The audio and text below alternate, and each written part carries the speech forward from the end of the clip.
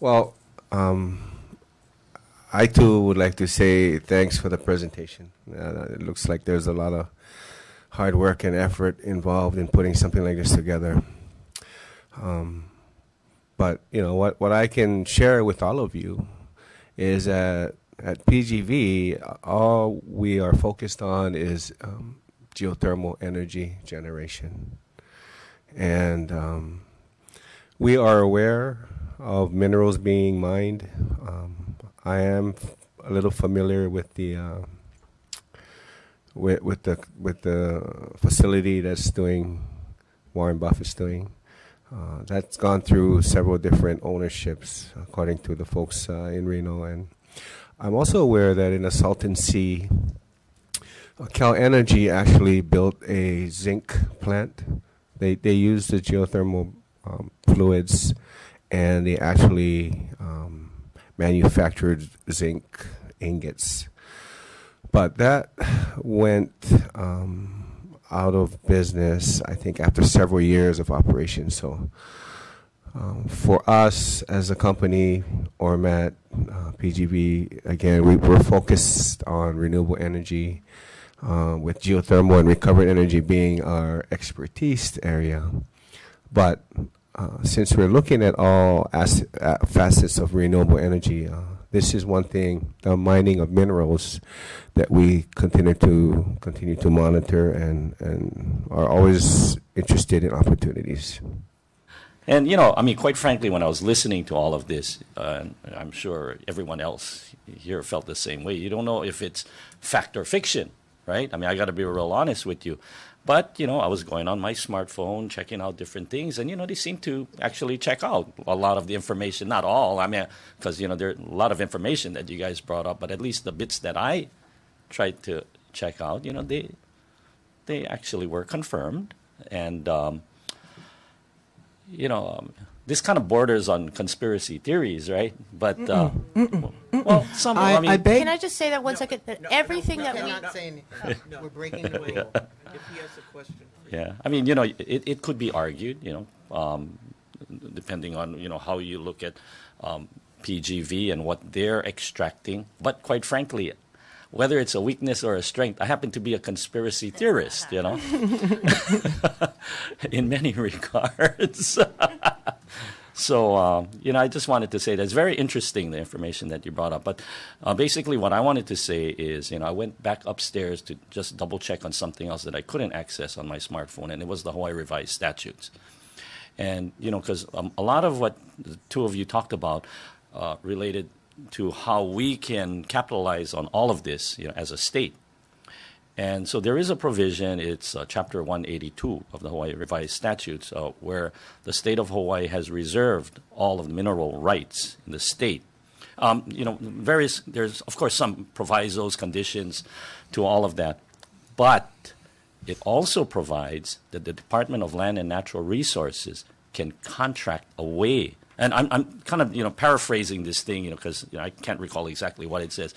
But the Department of Land and Natural Resources has the ability or the power to release some of those rights to some other persons by contract. So you might want to check the different contracts. And I mean, because, you know, if what you're saying is correct, and I don't have any reason to doubt it, you know, there might be something there.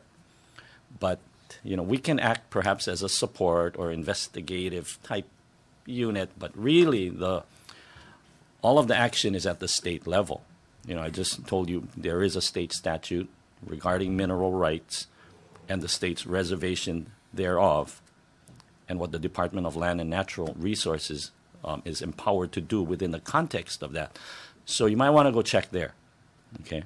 Would I be correct in saying that this well, number 13, is controlled by, whether it's owned and controlled by ORMAT? Yes, are Correct, you saying yes. Nodding your head? Yes. Yes, but that you're not at this time doing any mining or anything like that? No mining whatsoever. And do you have a contract with the state in terms of that specific well, or anything that's other than your general one for producing alternative energy? Well, for geothermal wells, we are required to have a permit from DLNR because DLNR oversees the geothermal resource. So we have a permit with DLNR, and we also have a permit with Department of Health.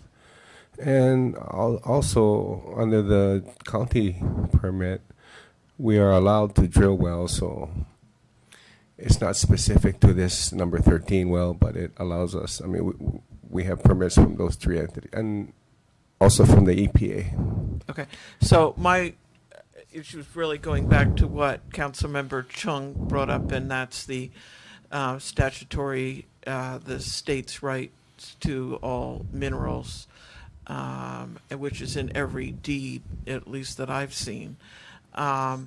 And is there some, to your knowledge, some contractual agreement that would basically undermine that state right to minerals that you're aware of? I'm not aware of any. The mining lease that we have is with the DLNR. You know, there's a lot of interest surrounding this matter that when we look forward toward the future. There's the Native Hawaiian interests that need to be considered. There's a lot of considerations. There's the state interest, which Councilmember Chung pointed out in the reservation of mineral rights reserved for the state. In most land deeds, as Margaret pointed out, we're adhered to kind of the Torrance law, but there's certain deeds out there that argue fall outside of Torrance law. So that's another consideration. So this issue is far reaching in its concerns. And that's why I thought it was so necessary to bring this out, have this conversation, and develop a dialogue between all the stakeholders. I'm so glad Mike came here that can, you know, we all gotta, we might not agree with each other, but we have to listen to each other and receive each other's mana'o. That's the way I was brought up.